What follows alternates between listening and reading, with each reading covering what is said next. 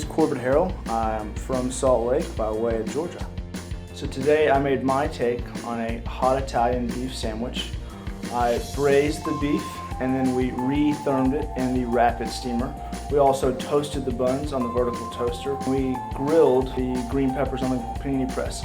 We also were able to do a homemade pickled giardiniera. On a panini grill, what part of your recipe does this take care of? Who doesn't like grilled peppers? Who doesn't like grilled peppers? I don't know. I like them. Yeah, I don't know anybody that doesn't. Why not just throw them on here, put it Nice. at 500 degrees, 2.5 minutes, depending on how well done you want them. Nice grill marks. Yeah, they look great if you ask me. We're seeing more and more that clean eating and healthy eating is becoming a true part of someone's culinary establishment.